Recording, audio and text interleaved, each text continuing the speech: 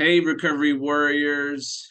Hello, viewers, listeners, friends, families, coworkers, advocates, wherever you are. Welcome to this month's Stigma Busters podcast. My name's Scott. I will be one of your co-facilitators. We have such a tremendous and awesome presentation and education around trauma and disaster, with lived experience and education surrounding trauma and how it directly impacts substance use and mental health.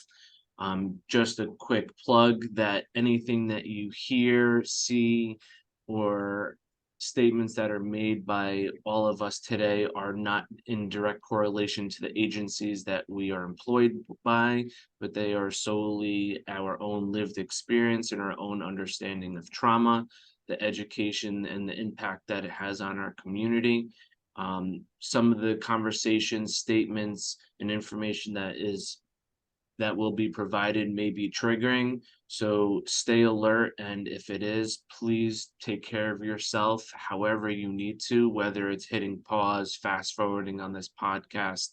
We will do our best to use person centered language and to use trauma informed care as a tool to facilitate and provide you with the best information and education around trauma that we can. I'm joined by most of you all know Brian from RCA, Sarah from HCVS, Deshawn from Independent Living, and Crystal from MHA Duchess. I want to introduce all of you to Michael Gallipo. He holds a Master of Social Work at Tulane University with a certificate in disaster and collective trauma. Michael served on the front lines during the COVID-19 pandemic, working full-time at Dutchess County Behavioral and Community Health Department, or DBCH, in collaboration with CDC. Michael was certified by Johns Hopkins Bloomberg School of Public Health contact tracing program and is trained in FEMA incident command structure. Michael is a military wartime veteran with experience operating high altitude anti-missile guidance systems. Michael is considered a leading expert in crisis response to the overdose crisis in the United States, having developed several health department led programs that have collectively saved thousands of lives over the past decade.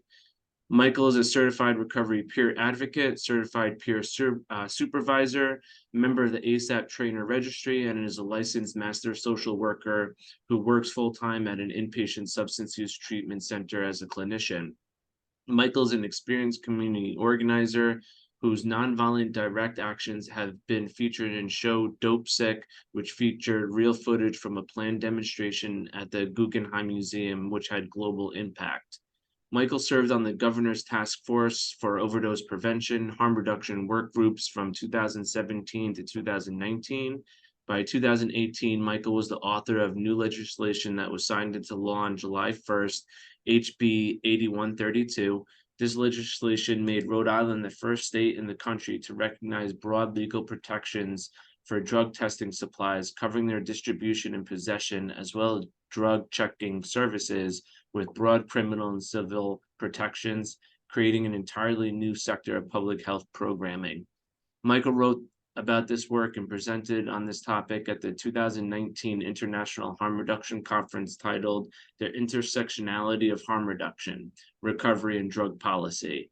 Following the release of his publication, Michael became one of the contributing authors of a national training for recovery coaches called Recovery Coaching, a Harm Reduction Pathway. Michael Gallipo is a co-author of the Drug Legalization Handbook and a founding member of the Bridge Collective, an international research consortium which centers communities in Latin America and have been adversely affected by the drug war.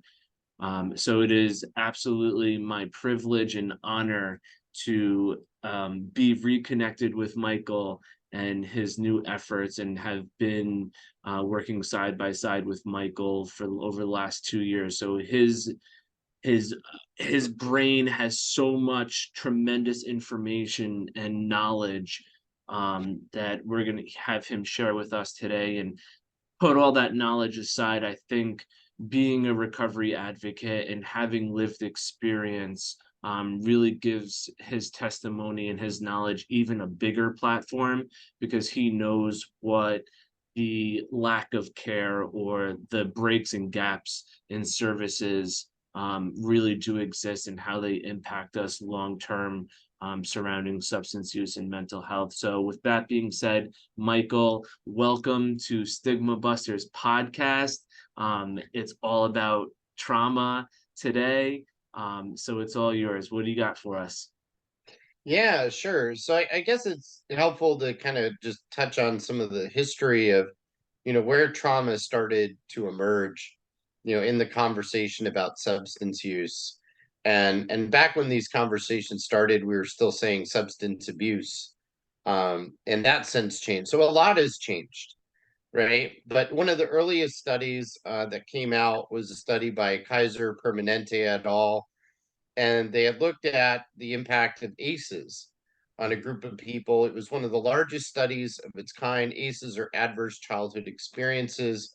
And these are events that are commonly accepted to be traumatic for people, particularly during early childhood and development.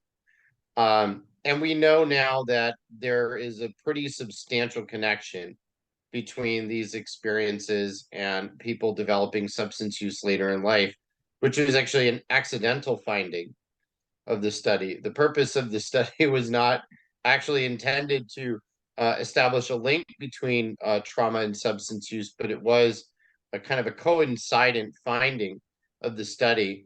And just to kind of make it more specific, adverse childhood experiences might include things such as, physical, sexual, verbal abuse, physical and emotional neglect, having a family member who's depressed or dealing with a mental illness, having a family member who is suffering from an addiction to alcohol or other substances, a family member who's been incarcerated, right? And also somebody who might witness their parent experiencing abuse, and also losing a parent to separation, divorce or death. And so it's just important to understand like what we're talking about here. Oftentimes, these conditions are the things that are driven by our social response to Mm. substance use happening in our society, right? For an example, because substance use is criminalized, a child may be subjected to separation as well as their parent being incarcerated, which can have a pretty substantial impact on their normal development and how they develop attachment style. And oftentimes, when these things occur, it's far more likely for the young child to develop an insecure attachment style. Mm. And this is something that happens, early in the developmental phase, particularly when children are in need of their caregiver to be more directly involved in providing care. Um, Generally, these are the younger ages, before the age of 10. But attachments can be affected by significant events even throughout the teenage years and even adulthood. Um, and so it's important to recognize that development doesn't really stop. We continue to grow as we get older. And as I've been in the field, the current thinking around, brain development, right, has moved back. It's nearly doubled, in the last, 10 to 20 years of scientific advancement. Um, so what we once thought the brain was developed somewhere around the age of 18, maybe 21, then it was 24, now it's 30, now it's moved past 30.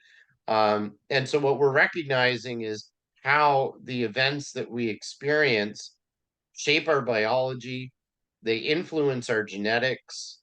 That's this concept called epigenetics, right? And so traumatic events, right, are things that happen that kind of alter our biology, and they alter the way that our brain functions, right? And we develop kind of unique relationships that are anchored in those traumas. And that system exists, historically for a very good reason, right? Like it was part of our hardwiring for survival, right? So if something really awful happened, like it would kind of prime our early detection system to be more sensitive to Mm. those things, and that would allow us to react more quickly or more efficiently for survival reasons. However, in today's society, there's a lot of these things that happen that are either man-made or initiated or proliferated by the conditions of substance use. And so what we've seen is how trauma, and particularly adverse childhood experiences on one side of things, has really kind of anchored this kind of intergenerational, right, tendency for substance use to be passed down. And so that line continues uninterrupted. And to make matters worse, the way that we approach substance use as a society further exacerbates those outcomes, right? So when we criminalize people who are using drugs, when we take them away from their children or their children are taken from them, their children are then, subsequently either adopted or institutionalized. We know children that are adopted are also at risk of abuse and oftentimes are placed into circumstances where they're either, routinely neglected, or they're abused by foster parents, or they're institutionalized, which is its own form of developmental trauma, Mhm. right? So all of these things, right, leave somebody who's in those circumstances severely handicapped in terms of their brain development and function, right? Their normal life trajectory at that point has been severely taken off course. And my own life is an example of that. I mean, I experienced that firsthand. 12 years old, I was taken from my parents and institutionalized. And the place where I was institutionalized was a very dangerous environment. Children were being emotionally abused, they were being physically abused, both by each other and by the way that the institution was run.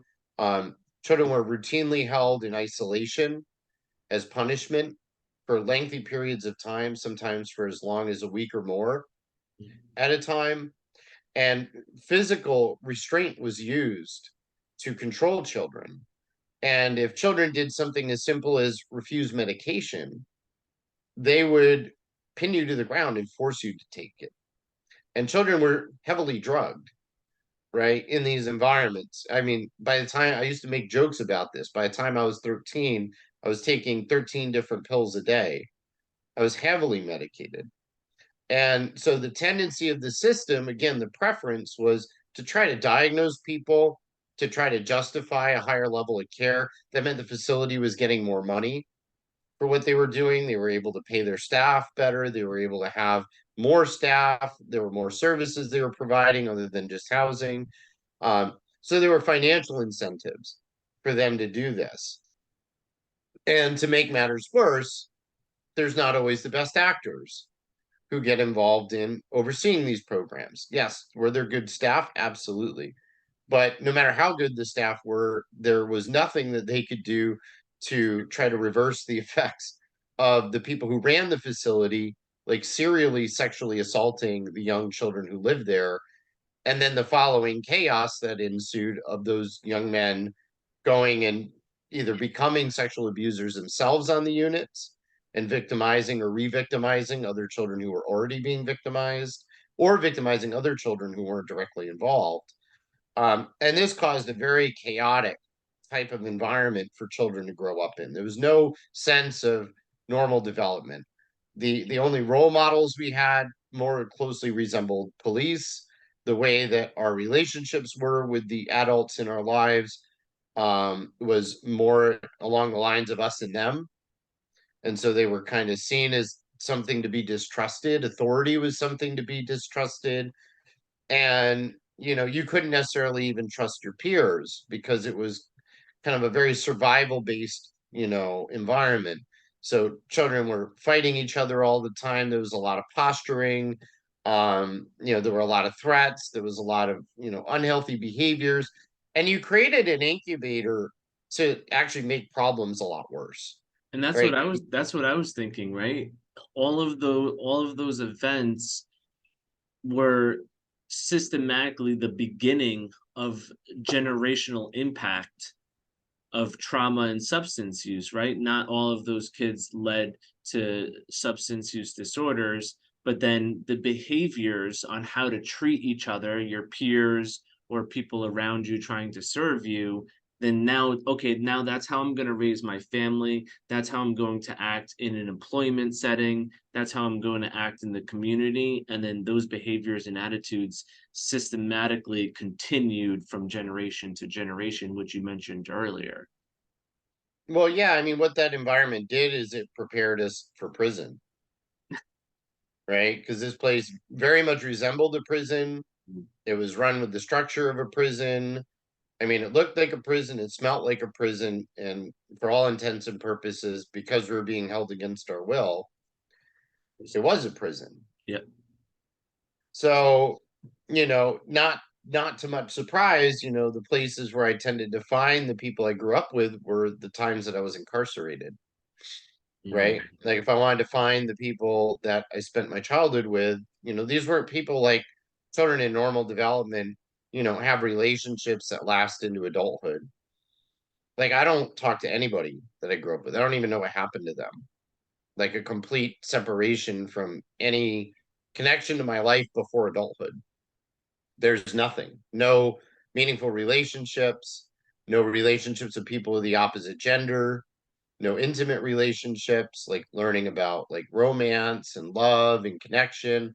Like my entire youth was like completely overwhelmed with survival. And to make matters worse, when I tried to say something about what was going on there, it was minimized and ignored. It was kind of treated with this idea of like, well, he's just another drug user. He's lying to get attention or try to get his way. And so nobody believed what I said. And then when I tried to make it like a more like assertive push to get attention from my DCF worker to let him know, hey, like this is not a safe environment for anybody that you're putting here. I was punished by the facility, and I would get Mm. my privileges taken away. I would get put in isolation. If I didn't want to be drugged, I would get held in isolation. And so, what that taught me at an early age is that if I can't manage my own behavior, like there's a drug that will do that for me, Mm. right? That's the like resounding message that this treatment program gave me as a child. Mm. That's what I And was gonna say about like, when we are facing these traumas, how do we, one, like have the awareness of that, especially as a child, like being able to identify it and being able to identify how we feel in that feeling in that moment. And then how do we deal with it after? Do we have someone who's there and supportive and saying like, oh, let me help you work through this? Or is it get over it and move on and grow up? Like I was always told to shove my stuff and not deal with it, just get over it and move on. So as you do that as a child and you're shoving and shoving and you're never really dealing with any of the trauma, then going into adulthood, if you will, at 18 and 19 years old and learning how to self-medicate, what's better than that? I mean, it really, that's really where it leads all of us, unfortunately. Yeah, I mean, I think I was probably exceptionally resilient, and I see your hand, Deshaun. I'll give you a pause here in just a second, because I'm aware that my outcome and where I am in my life is doesn't represent the norm and is more the exception. Also, another exception that's important to point out that of the hundreds of young men that were in this facility, I could count on two hands the number of children there that looked like me. mm. And I'm just going to let that statement stand for a moment. Deshaun, go ahead. Yes, just piggyback off what you, Michael, and Crystal were saying. The whole, you know, if you tried to talk about it, you would be met with like either some sort of disdain or be ignored or be like labeled as, oh, you're just trying to seek attention. Growing up, especially in the African American community, and unfortunately this happens in a lot of households, not just mine. It's one of those what happens in the house stays in the house type things. You don't go telling our business. You don't go. So it's just like, so even the concept of seeking help growing up was especially looked at as weird in the community, especially when you're dealing with things like physical, sexual assault, mental abuse, things like that. And it's just like, you don't talk about it. You don't talk about it. And I didn't seek counseling till I was already an adult. because it was one of those things where it's like, oh, you don't talk about it, you just shove it down, you just put it down in the core and just try to forget about it. But really that causes trauma itself, trying to push it down, put it in the back of your mind and stuff like that, because it for somehow, some way, it's always going to come back up. So yes, unfortunately, in many communities, it's just like, don't talk about it, you don't mention it, you deal with it, you just leave it alone and call it a day. And that's dangerous. That can definitely be dangerous, because when it manifests itself, it could potentially, besides the trauma, besides any like mental trauma, it could also have physical trauma as well when it manifests. Thank you, Deshaun. Yeah, and so you could see kind of from my own life story example, right? Like numerous instances of adverse childhood experiences that happened kind of all at once. Even though my parents never used drugs or alcohol, really, for that matter. But because I was subjected to this environment, it left me very much predisposed to developing substance use later in life. And so that's ultimately what ended up happening. It didn't happen right away. It actually took a little bit of time and another traumatic event. And that traumatic event was what really triggered my development of problematic substance use. And it's just important to point out, it's really easy to score a 5 when the system has responded to struggles in your family with this type of response, right? To score a 5 or higher. Really not a stretch, right? You've got parent gets incarcerated, you've got 2 right off the bat, right? And then you've got potentially the emotional neglect of not having the attachment with that parent. So you can see how this snowballs, right? When we do family separation, which is now a lot of the focus is now on really trying to do family preservation. I don't think we nearly do enough, and I think that the continued criminalization of people using drugs inhibits their ability to get help and treatment, and the systemic distrust, particularly from communities who have been mistreated by people in power, particularly police, but also even people in my own profession, people in the court system, people working for the court system, social workers even working for the court system, literally trying to swim upstream a lot of the time and constantly be sought with ethical dilemmas because the way that we Crystal, respond. what's your favorite word for Michael? Oh, what do you mean? What's your favorite word? My favorite word? Stigma. Oh, yes, all day. All day. And stigma, right? And it's not just stigma, but it's stigma in action, Right. which isn't just a belief system, but how that belief system actually informs real discrimination, and how the wholesale denial of human rights to a group of people, right? And if we look back at the history of the drug war, its origins were not in public health. Its origins were not with a humanitarian focus. Its objectives were very plain: to replace the caste system that previously existed in this country with one that was much harder to dismantle, right? And that came about because of a really big but important exception clause in the 13th Amendment that outlawed slavery unless somebody was convicted of a crime. And so when we moved away from apartheid and we moved away from more overt race-based discrimination, people found ways to continue to proliferate the status quo by focusing on the substances that were aligned with specific communities, right? Like we don't see the same kind of criminalization for people using alcohol, right, as people who are using other substances. We're starting to dismantle some of the architecture around cannabis, which I think is starting to make a difference, but still is not applied equitably, right? And the way that enforcement is conducted and the way those resources are distributed, just by design of how our society is organized, right? People who are poor people who are more diverse typically live in more dense population centers, right? And those areas are more heavily policed. They have a much more intensive distribution of surveillance resources. And so, even though people generally across populations engage in drug seeking behaviors at the same levels, regardless of whether they live in the city or they live in the country or they're white or they're black or they're Hispanic, people generally use drugs at the same rates across categories, right? And yet, we find when we look at the people who are the most impacted by this, it's the people who have been targeted, it's the people who have been surveilled.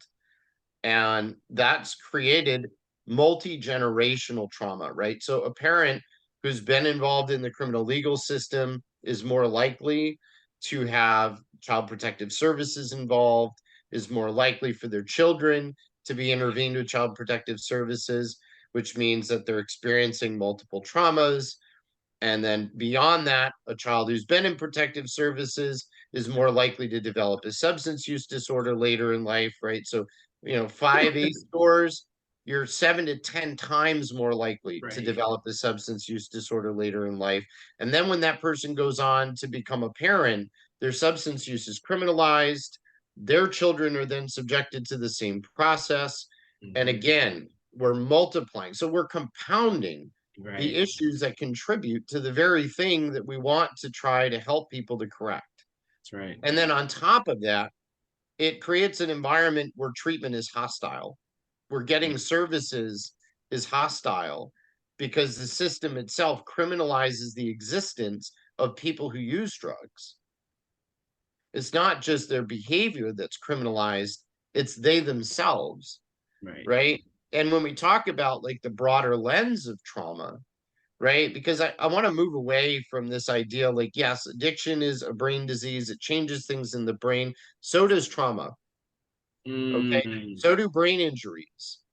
And so does overdose. yes. All these things have bilateral relationships because of the way that the brain is changed and the areas of the brain that are disproportionately affected by both traumas, by brain injuries, and by overdose are the areas of the brain that are the largest consumers of oxygen and also the key players in how we exercise judgment. Mm, Right? So healthy attachment styles, right, lead to better emotional regulation, right? If you have a brain injury, the biggest users of oxygen in the brain are usually affected first, right? And so that's your prefrontal cortex, your middle brain, right, which includes the hippocampus, the processing center for cortisol, which is the stress hormone, right? And then the brain stem and the basic autonomic functions, right? And so those systemic dysregulations, right, that are caused by chronic stress from trauma, right, from being re-traumatized or being triggered, your hippocampus starts to become more reduced in its prominence and its ability to process cortisol out of the blood. So that means when people are triggered with the stimuli, it actually takes them longer to physically downregulate, and it may be more difficult for them to self-regulate. And so somebody who's experiencing that is going to be more likely to turn to substances to assist them with coping, even if the coping strategy itself becomes maladaptive, right? So now with the middle brain kind of more in the driver's seat, right? Because again, it's taking longer to de-escalate. Communication with the prefrontal cortex, right, which is our judgment center, our reasoning, our ability to think, weigh decisions. Is this a good decision? Is this a bad decision? Why is this a good decision? Why is this a bad decision? What am I going to do with this information? Is not communicating as effectively, because our middle brain, for survival reasons, was designed to work faster and even be able to bypass some of our thinking, right? And that's just built into our design, right? Think about evolution. Two humans, right, in the same situation, are encountered by, let's say in Africa, a lion, right? But the one who reacts first and moves faster is more likely to survive. So right. over time, these many thousands of chance encounters or millions of chance encounters across human history cause the people who are the more likely to survive to be more primed in the fight or flight response to survive. right? So this got built into us. It was hardwired. It's just the way that we're designed, right? And it served a function until now, in certain circumstances, it becomes maladaptive. It doesn't, right? And so it's just important to understand, like, this is just normal human development. What we're How talking do, about how here do we is, rewire that, Mike? How do we rewire that? how do we rewire it? So again, Can you know, we? Yes, we well, definitely can. I think we can. So so do I I. I think think I've done it. there are ways to change the brain. And there are many ways in which people have experimented with changing the brain. You know, breathing based meditations are a really effective way to start to promote better, healthier communication between the middle brain and the prefrontal cortex. It also helps to downregulate the central nervous system. Yoga also functions in a very similar capacity. And so, you know, using movement-based meditations allows you to do better embodiment work and understand where traumas live in your body and understand how to recognize them earlier and develop healthier coping strategies to be able to help downregulate the central nervous system rather than trying to put the fire out when it's too late by using a substance, right? And a lot of people turn to that because thinking is hard. It's hard to think clearly when you're severely triggered, Yeah. right? Very simple things like mandalas and aesthetics, right? Like how you design and cultivate your space.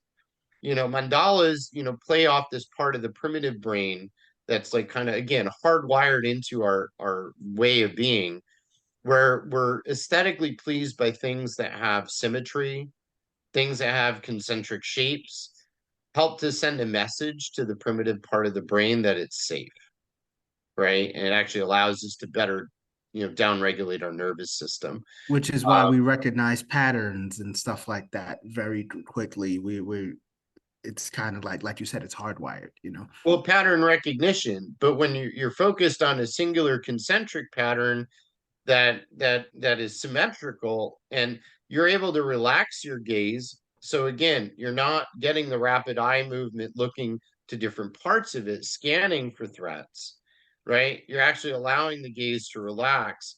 And that helps us to kind of become more present and allows our primitive brain to kind of accept the message that we're no longer seeking a threat, right? So that's a really important part of how this works. More recently and more emergent have been plant medicines and their role in helping people to both heal from trauma and also to experience other aspects of their life more deeply, like spirituality. Food is Um, food is medicine. and food itself, right? So, what Yeah. we put in our body, our nourishment, is a Right. really important part of that. And a lot of people have diets that are really high in foods that are going to cause a higher level of systemic inflammation, you know, like a grain heavy diet, lots of dairies, lots of meats, Yeah. lots of processed foods, things that aren't organic. So again, the quality of the food that you eat and the treatment, the energy that it had during its life cycle actually affects its nutritional contents, right? Absolutely. Like we actually know this with science now. We've measured it, right? And so, Crystal had her hand up. yeah, go ahead, Crystal. Sorry. That's okay. I just wanted to say, I think Scott said before, like, can we change this? And as someone who is in long-term recovery, I'm in recovery from substance, but you know, my addiction is directly related to abuse and domestic violence. And I lived in survival mode for years and years and years. And it's that fight or flight, right? We get comfortable in that. And I feel now in my recovery, I've found so many ways to heal myself through essential oils and aromatherapy and movement all day. I'm a dancer, and we keep trauma in our organs and in our body in different areas. And when we're able to move and get that out, I think, you know, it's one day at a time. That's what recovery is. And every day you can heal it a little bit more. And it's through all of those things simultaneously. And I think it's a beautiful thing when you can start to like look back and see it for what it is and not be like angry about it anymore and understand it in a different kind of way. But understanding and knowing that like we are healing ourselves like through those things through like healthy eating and just dancing and being happy and smiling, even just like smiling when you don't feel like smiling, but you make yourself smile, eventually you start to feel better. And it's those little things that we can do for ourselves that are healing and changing our brain chemistry. Because the way that I think today, 8 years into my recovery, is completely different than I was thinking 8 years ago. I can say that is a fact. That is a whole fact. I am a different person and my brain definitely functions differently. And I think a lot of that also, like you said, is spiritual connection. Like I'm very spiritually connected and it's a daily practice. It's all a daily practice and self-love. You know, we have to love ourselves in order to get there, but I think it's definitely possible. I'm gonna come to Brian, but Sarah, you Yeah, go I first. took and then I'll myself come off to Brian. mute. I just have a quick little, for one thing, I just wanted to start with like a sort of on the evolutionary beneficial nature of, you know, these behaviors that can then end up kind of being maladaptive in different contexts. There's this tweet that I saw, you know, a while back that I'm going to kind of butcher, but it just kind of speaks to it and it just cracks me up. So I kind of wanted to insert just a little joke, but it's like something effective like, you know, why is it that making a phone call registers in my body as though I'm being chased through the jungle by tigers, you know, like, so I just, you know, I think it's kind of funny to look at that anxiety and understand it's actually an evolutionary beneficial response in a different context. But I think that, you know, just listening to what everyone's saying and kind of just looping it back to Scott's question of like, kind of what can we do about it?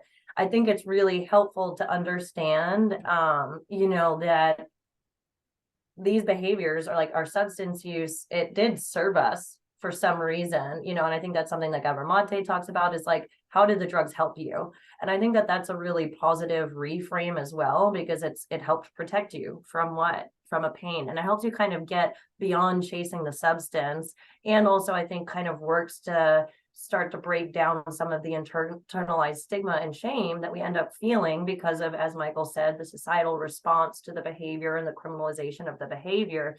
But really that behavior, you know, began because we were trying to cope with something and we didn't have the tools. Well, why didn't we have the tools? What were we trying to cope with? You know, if those are the questions that we're asking people, asking ourselves, as opposed to, you know, why are you addicted, and just focusing on the substance, you know, and all of the negative terminology and connotations that have, you know, that's kind of just a byproduct of something so much bigger, which can be overwhelming. But I think, as Crystal said, you know, that it's more, I feel like there's more that can be done if we're not just looking at a substance. And, you know, I think that the brain disease model is helpful to describe what happens once the substance comes into the picture. But everything that happened before is why the substance came into the picture in the way that it did. And moving to that framing, I think also pushes us away from carceral thinking, because you can't criminalize someone having been abused, right? I mean, we could try to, I don't know, who knows, but like, you know, as opposed to we can criminalize someone for using drugs or for doing this, that all resulted from these negative experiences. I think just really focusing on what got us there is really helpful. And I don't want to go on because I know Brian did have his hand up and I want to give them. Thank you so much, Sarah. Go ahead, Brian. What do you got for us? Thanks, Sarah. It's once again, this podcast is awesome and I love learning, and Michael, everything you talked about was so impressive and remarkable. It reminded me of a real thing with Scott, to your question about can we rewire it. 6 or 7 months ago, I saw this Dr. Declan Barry, who's the #1 brain surgeon and one of the top brain surgeons in the world. And he's actually, his study or his focus is addiction in the brain. And after he got done talking at this high level, kind of like Michael, where you were just talking, somebody sitting up front that is, I'm also in long-term recovery, and was like, well, Dr. Barry, give us one thing we can do to change this. And he said, well, you can rewire your brain. Just be grateful every day. And here you have, you know, this renowned brain surgeon. And the simplest thing is, even in your darkest moments, just find a place to be grateful, and that will help you. So I'm really glad that you brought that up, Brian, because one of the things that I often, you know, talk about with the patients that I work with, is just the power of perspective, right? And it's important to validate, like Sarah said, like some days me picking up a drink was me delaying the decision to commit suicide because that's how bad it got. at a point in my life, and it was pick up a drink or blow my brains out. And those were the two decisions I had. So I wouldn't be alive today if it wasn't for my drug of choice. Yes. Right. And so it's important to validate that.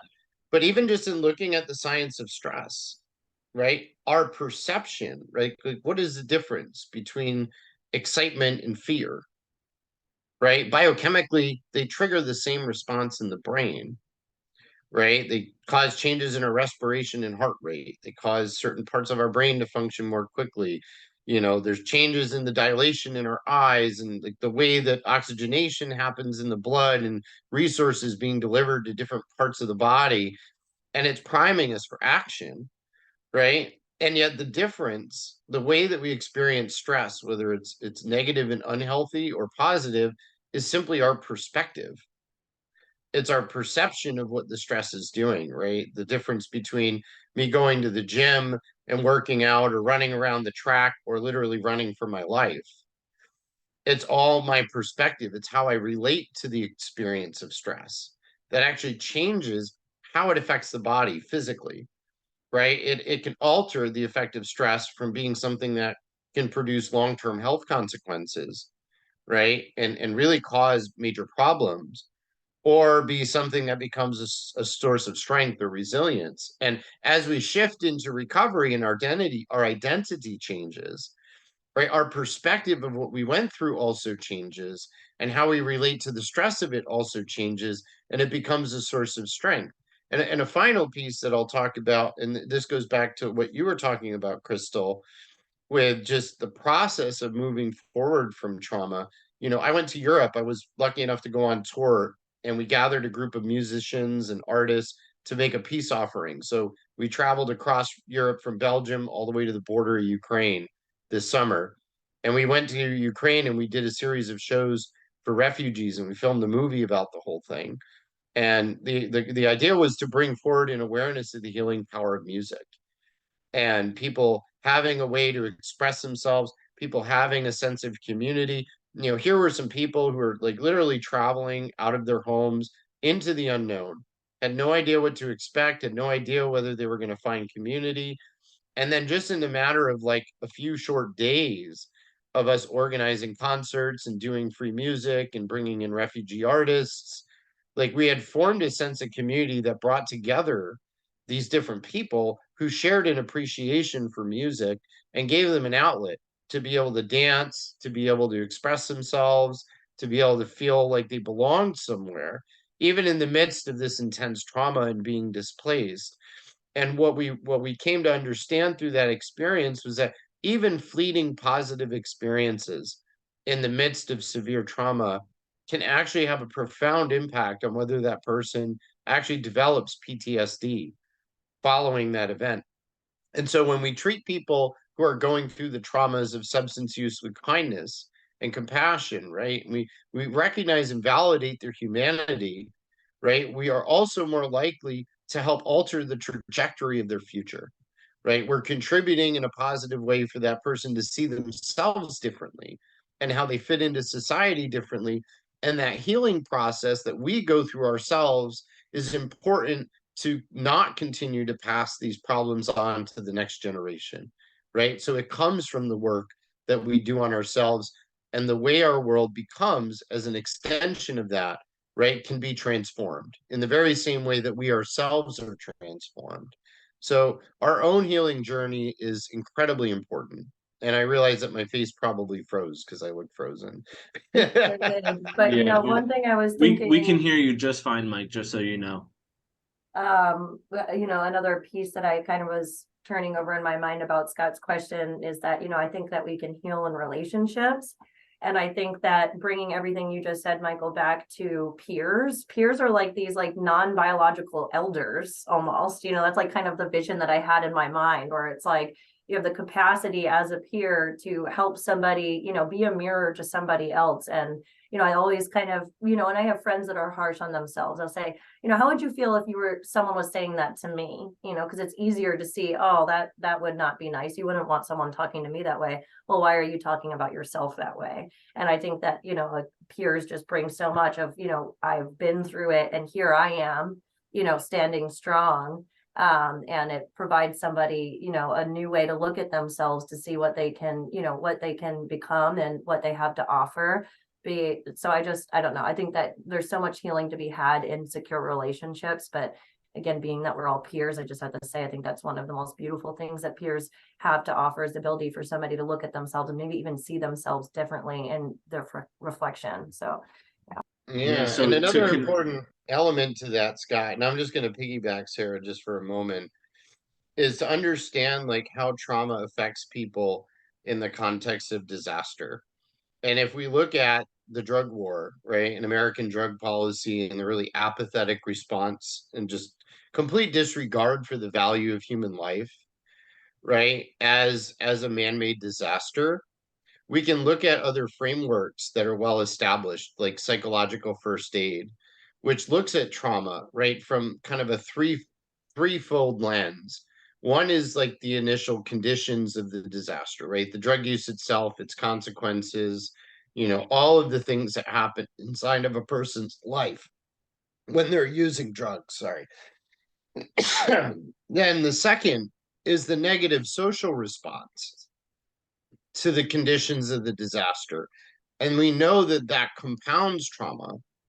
And then the third layer that emerges as a result of that is how people internalize what that means about themselves, right? And when we can start to understand addiction and how it exists in the United States from that perspective, and this is why I said the disease model itself was incomplete, because this is also the result of conditions that are actively being perpetuated against people in a way that is unnatural and discriminatory, and it denies them basic human rights. And so that is the cause of man-made disaster, right? The loss of life, the millions of people who have now died from overdose in the United States, and the trauma that's resulted in communities all over the country. How we react to people kind of surviving the conditions of that disaster also shapes how they start to see themselves, and also can contribute in really substantial ways to either the problem or the solution.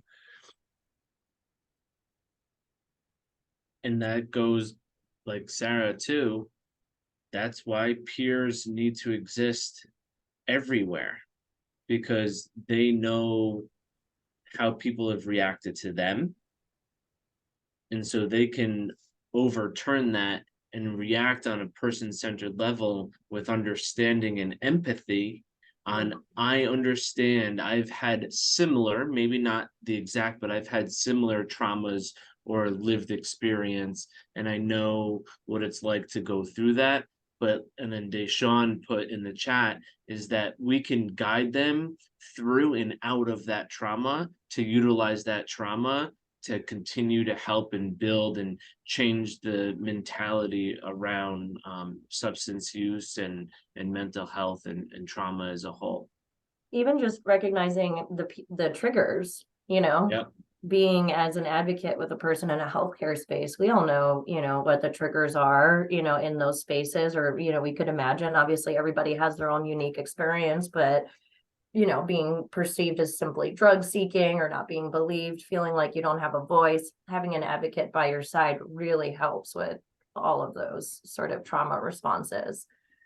Absolutely. I think being that we're the ones who deal with people on such a non-judgmental, you know, platform, like we're right here, like we're right there, we're holding your hand with you, you know, and being that we've been through a lot of the same, you know, or similar things, it just makes it so much more sustainable. I always say, I just try to be for people the person that I wish I had by my side when I needed someone, you know, Yeah. just someone that I could say whatever I needed to say in that moment, or be who I needed to be. And, you know, without the judgment, without the stigma, and leaving all that behind. And I think that's why recovery coaching has been such a sustainable, you know, path into recovery, you know, and helping people the way that we get to every day is just, it's a beautiful thing. I think, from my perspective, having been in the field for quite some time, I think that what's happened have been a lot of really important steps in the right direction. And I mean, I've been here to actually bear witness to the creation of the profession. I came from Connecticut, The very first recovery community center in the country opened in my hometown, about 2 blocks away from my parents' house. That was a CCAR recovery community center, which also gave birth to the recovery coaching profession and the recovery kind of centered model of recovery services and supports. But I think it's, again, a lot of times I feel like as a person doing, individual service work, like I'm just standing in front of the dam, putting my finger in front of the hole and hoping that the whole thing doesn't come down on top of my head. And I think that if we're still just focused solely or primarily on helping the next person who's still sick and suffering, and not also being equally committed to changing our drug policies and Mhm. changing how we deal with substance use on a social and a legal level, I think it's our responsibility to the future of our profession to continue to advocate for more and more humane drug policies, to center people's healing and recovery and their Mm. treatment process, and not continue to do harm to the very people that we hope to help. Because again, if we don't get to this stuff further upstream, it becomes overwhelming. We've seen numbers of substance use become much, much worse over the last few years, especially following COVID. We don't have enough help. We don't have enough resources. We don't have enough money. And there just aren't enough people to do the work. And so we need to think about how we can start to slow how the problems are exacerbated by our approach on a social level. Because we can't continue on this same course and think that we're going to be able to continue to fix all these problems the way that we've been doing it. These are just stopgap measures. And I've seen far too many peers get burnt out, bucking against a system that is really not designed to give us the best possible outcomes for the people that we serve. I think another thing, it goes even beyond drug policy in my opinion, because, it starts with the social determinants of health. You could get started before even, about people having housing, parents, the fact that, I mean, so much of neglect, for which kids are taken out of the home oftentimes is like a related to financial, sort of the financial predicament, right? Maybe it's a single mom who can't afford daycare, so there's an older child looking after the kid. And in the whole CPS system, it always seemed so, I don't know, for lack of a better word, it was just so crazy to me that you're going to take children out of a home where there's a financial deficit and then pay other strangers to look after the children. It's very odd to me that we don't try to meet the financial needs of the biological parent before taking them out of the In home the and home. getting all It that changes trauma. in the home. Yes, Right, Sarah. Imagine. exactly. And Come so on I now. think that, yeah, I mean, and so it's these social factors, giving people access to daycare, making sure that parents, if it's, if they don't have enough money for food, that their kid isn't going to be taken away for that. Making sure that kids have access to, education. And so another thing that I think I've talked about on this podcast before that I'm very passionate about is a prevention education that has nothing to do with substances. So how to create a safe space with your children where they can feel comfortable talking to you about bullying, how to notice if your child is self-harming, how to notice some behaviors that might, clue you into the fact that your child has been sexually assaulted or harassed in some sort of way. So like, I'm interested, in all sorts of kinds of prevention, but a type of prevention I haven't really seen, which is much more about building a relationship of trust and safety with your child, so that as these sort of issues come up, if it is a stable home and it's this external stuff that's happening outside of the immediate household, that parents have the tools not only to search their kid's bedroom, but to be able to have a conversation in which the child feels comfortable talking to the parent. And if the child still isn't comfortable, what are resources for, who would the child maybe be more comfortable talking to? Whether it be, guidance counseling, just providing parents as many tools as possible so that they can support their child, I think is just like, generally speaking, a form of prevention, a form of breaking down these systems that lead to trauma and future issues. I think that we just, at one point, Michael, you said something to the effect of, the conditions are unnatural. a lot of the conditions that we're living in as a country right now are unnatural. And I think acknowledging that and looking to rework the systems is also something I can't extract from my advocacy around, you know, anything in the field of substance use. So that's my little bit for this Yeah, discussion. thank you so much, Sarah. And I think we've covered so much already, and I want to make sure that we give as much lived experience as possible to our listeners, especially in this moment because it's weighing on my heart. And I know Brian wanted to have some space to share with all of us real life experience, like in this moment as you're listening and watching. It's happening right now. This isn't something that happened yesterday or that's going to happen tomorrow. It's happening every second of every day. For the people that you talk to at work, in your personal life, at the gas station, at the bank, someone is always experiencing trauma at some level. So everything that we said today has to continuously be in the forefront of what we do in our lives, not just in our professions. So Brian, this space is yours, my friend.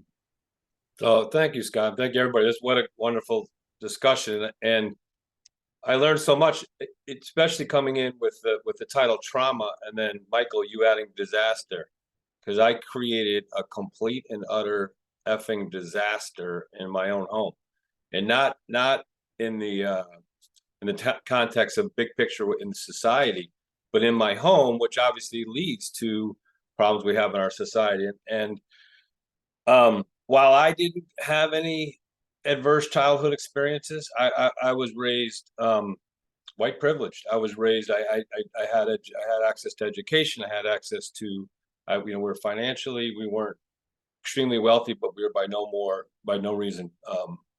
We were middle class, upper middle class, and which makes it even more shame that I took this opportunity. I took this what I was provided and completely effed it all up. And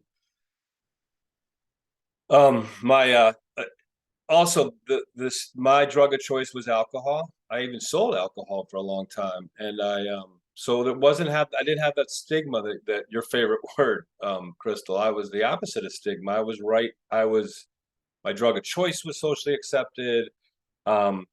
And I had a very normal, very privileged childhood, but still yet I effed it all up. And I'm about to, what you were just talking about, Michael, and it makes me want to puke.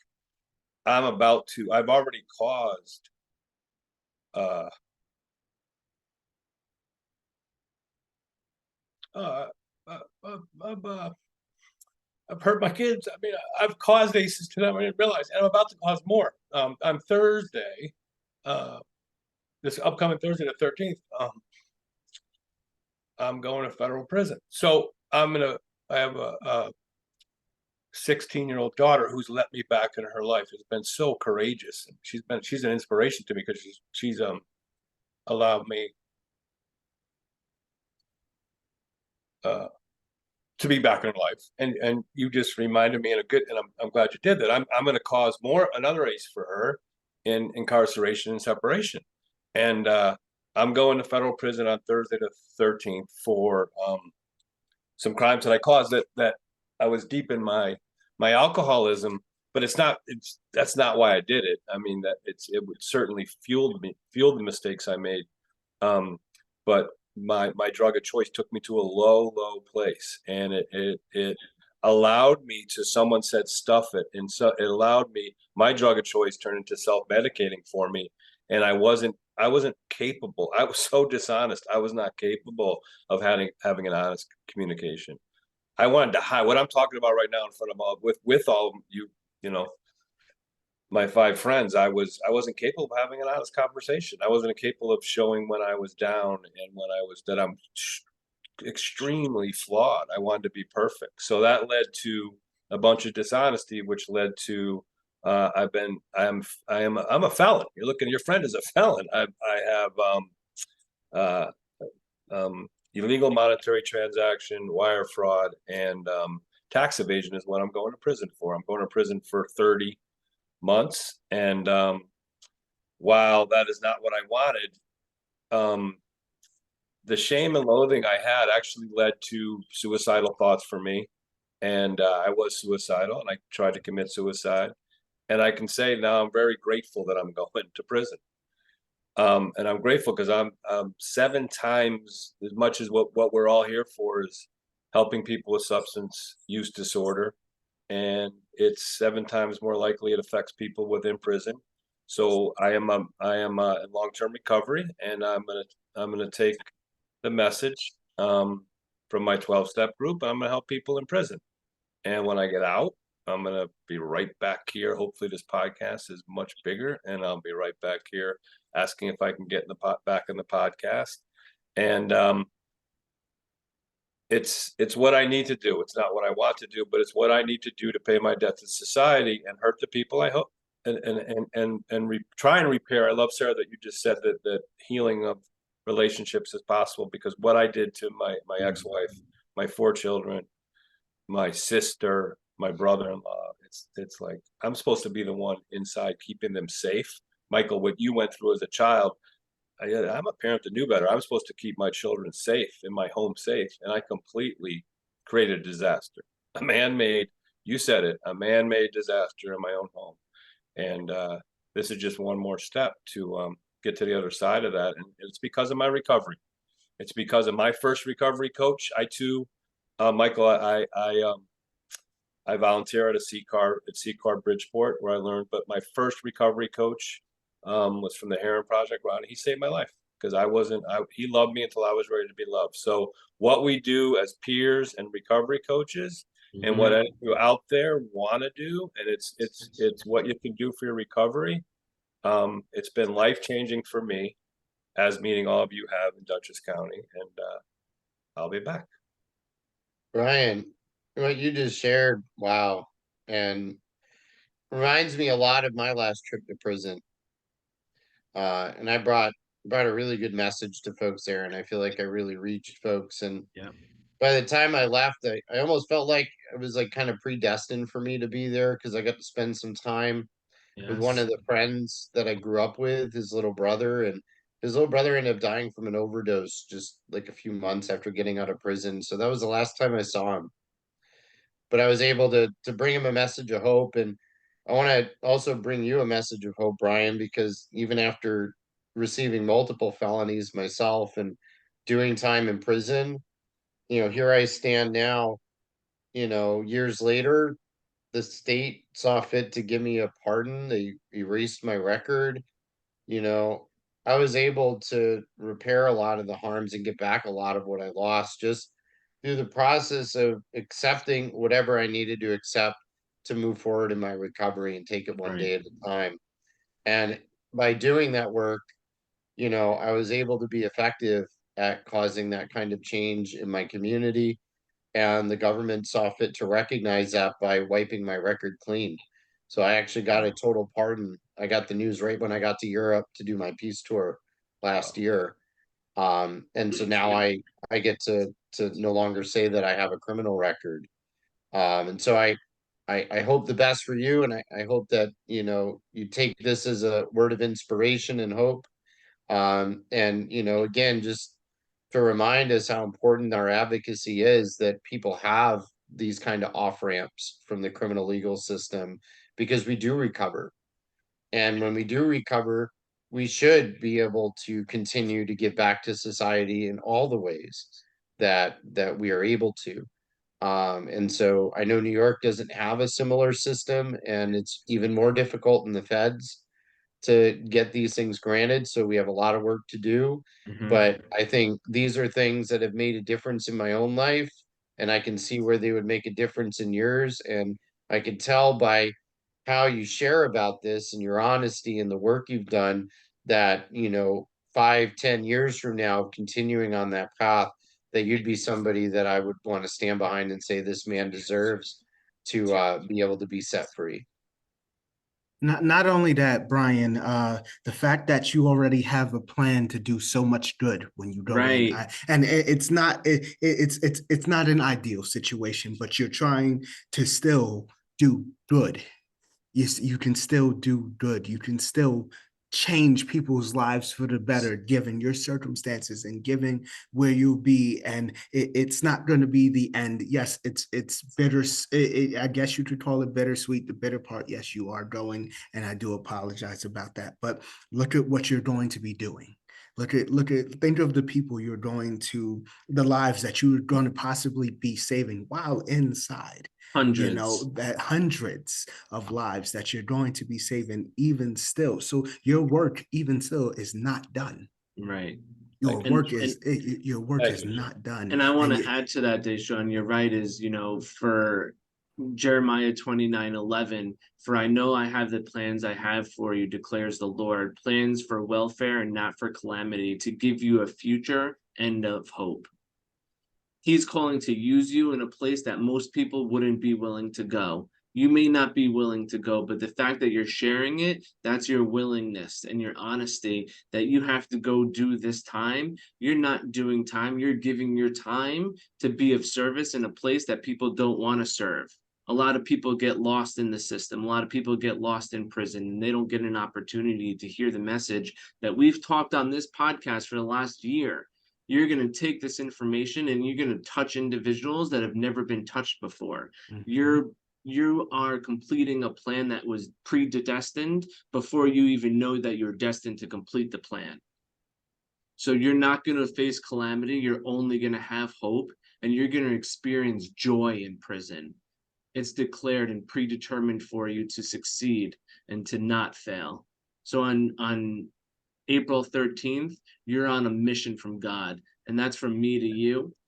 And Thank you, Scott. and I'm going to text you after this message to make sure that you have my personal phone number, because like Michael said, whether it's while you're in there or when you're out, I'll stand next to you to my dying breath, because you are a true man, you are a true advocate, you are not a felon, you are someone that has experienced trauma that's led to a criminal act. You are not that act. That is something that you did from someone who you were. That is not who you are. That is not who you're going to be. You are Brian Hughes. You are a recovered alcoholic. You are an advocate. You are a true stand-up individual of society. And this community and all communities that you come in contact should be honored, should praise you for all the great work that you do, that you're going to do, and the people in the lives that they're going to change. So thank you for sharing your heart with us fully and utmost for the last few months. And we can't wait for you to come out and tell us how many lives have changed, because I already know that the lives have been changed, because you've been destined to go to prison when you shouldn't really be going to prison. Exactly. But best Thank believe you, Scott. we will see you again. Like Yeah, no doubt. this is Letters, not that's what I'm goodbye. saying, Brian, This is letter not writing. goodbye. This is not a farewell. This is we'll see you on time. And then you can always write to us. We can always still keep in contact. So please, don't think of this as goodbye. Just think of this as an opportunity See to you better again. yourself and everybody and work with other people around you. And then when you come out, I can't wait to see the person that you are when we meet up again. I cannot wait to see the person that you are, like the person you become, the person that shell that's you're gonna break out of and be a completely different Brian, but the same Brian at the same time. Yes. So this is not goodbye. This is we'll see you later. Yeah. Thank you. Thank you, Deshaun. Thank you, Scott. So with that being said, Michael, thank you so much for joining Stigma Busters on this month's podcast. For the listeners, I hope that we gave you a little bit of information. We hope that we gave you hope, that we provided you with hope and a little bit of joy and a break in your day to just to uplift ourselves and each other as we overcome trauma of all different types. So stay tuned. Again, my name's Scott, and I ferociously love myself on purpose today. My name is Deshaun, and I will always do my best to love myself on purpose even more every day. My name is Brian. Oh, go ahead, sir. All right. My name is Brian, and I love myself on purpose today, and I'm even going to love myself in jail. Yes, Yeah. brother. My name is Sarah. I love myself on purpose today. And I just appreciate all of you so much. Thank you, Michael, so much for being with us today. Thank you, Brian, for being so vulnerable and sharing that with us. I love all of you guys so much, and I ferociously love myself on purpose today. Stay tuned for what we have next.